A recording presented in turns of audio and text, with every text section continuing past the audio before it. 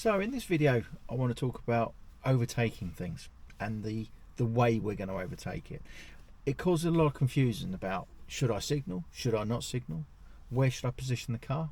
There's a lot to it. So if we think about a bog standard overtake of a parking car, so it's not really overtaking a parking car, we're passing a parking car. So let's say the red van is my parked car. Now as I come up behind, I'm in the yellow car and I want to come around this parked car. The question that I will always ask pupils is, are we going to signal? And normally the answer is yes, because they think that's what they want to hear, because they think that, well, we've been talking about turning right, turning left, and we should always signal when we move the car. So here they reckon that we should then signal, come out around a parked car, and then signal to come back. But my question to them would be, is it necessary? Because if you think about it, there's two reasons. One, let's say we've got the purple car following and I want to overtake the car. So the car's not moving, the car's parked.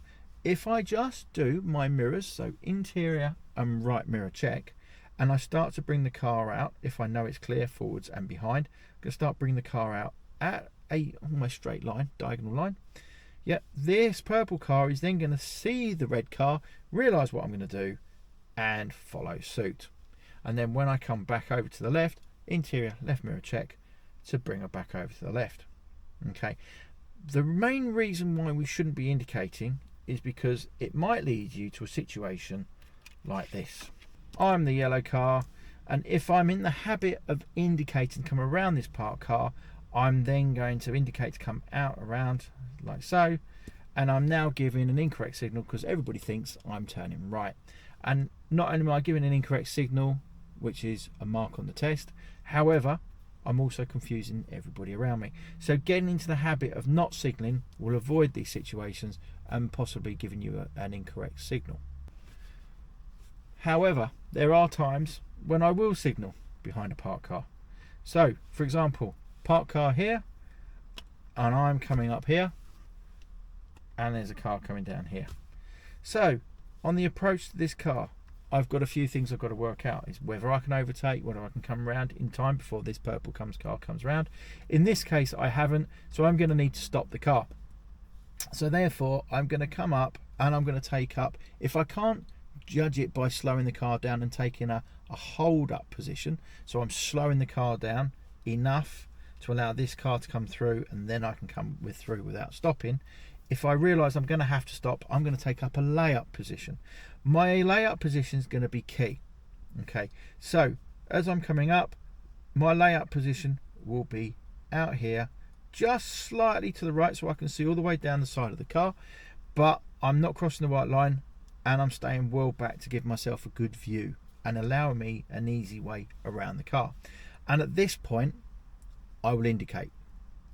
The reason for it is because if you've got a long queue of traffic coming down this way, somebody might take pity on you, see your signal, slow down, flash you and allow you to come. Or the other reason for it is if the purple car's coming up behind and you're not indicating, the purple car might get confused, especially if you're a learner and you're going to take a long time to come out around this parked car.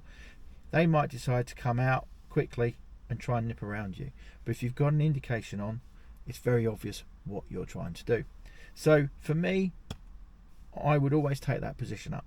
Okay, a lot of learners think that actually over here is a better place to put the car because they dive for cover on the left hand side. The only problem with that is if I'm now this purple car and I'm not signalling, what does this purple car think I've done?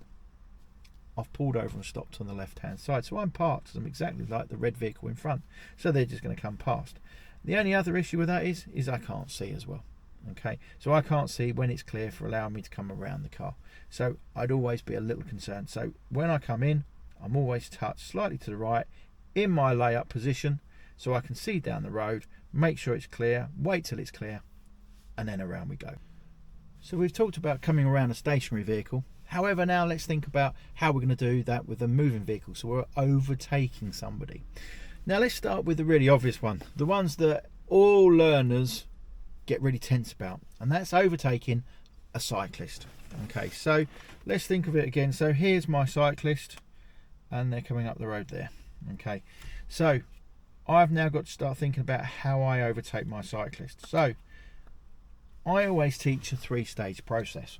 Okay, so my first stage is I want to get the car in the right position and set up. So as I come up, let's say we've got a car coming this way, or lots of cars coming this way. I know I can't overtake, so I'm going to get the car relatively close behind the cyclist, about half car length.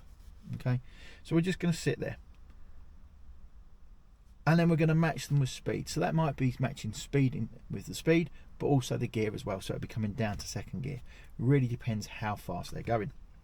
Okay, and then I'm going to assess. So I'm going to actually think about, what am I going to do?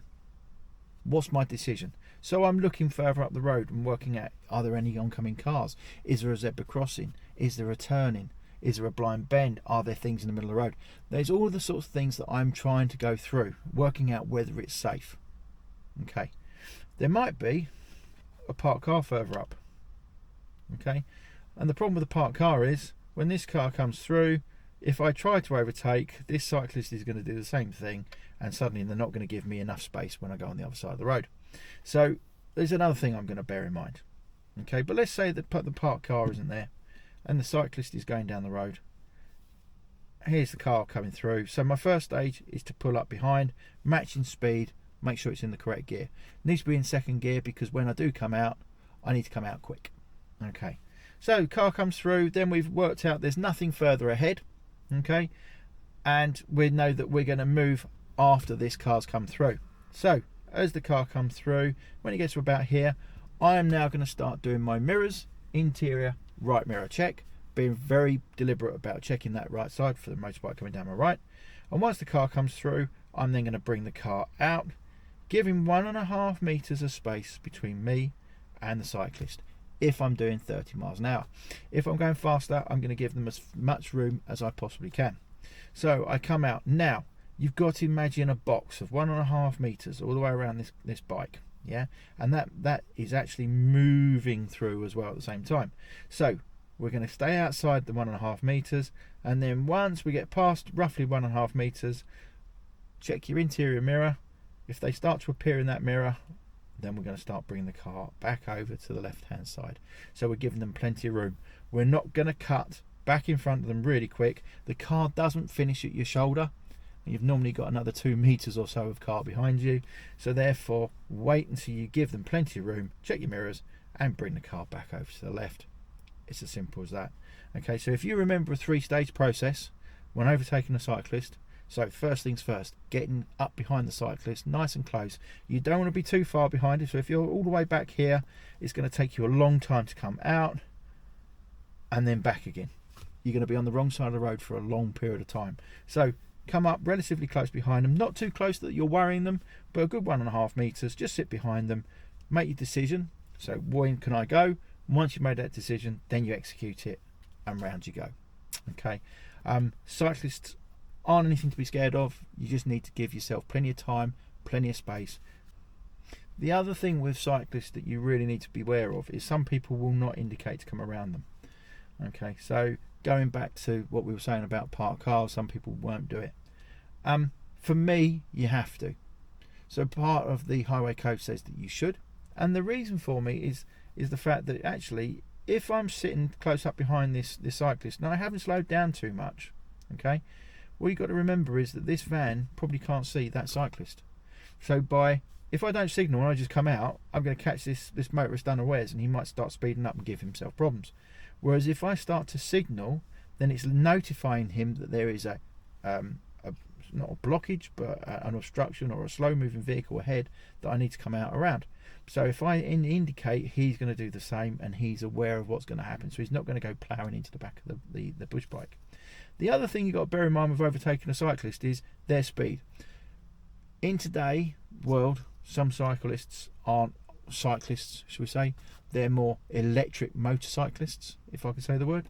Okay, so they are under electric power, okay, and they will go a lot faster than a traditional cyclist, especially uphill. So what you've got to bear in mind is that you cannot break the speed limit to overtake somebody.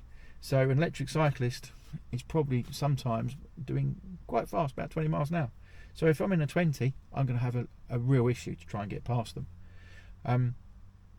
sometimes you can be stuck behind an enthusiastic cyclist, you know, the guys that are in the Lycra and they do it for a hobby.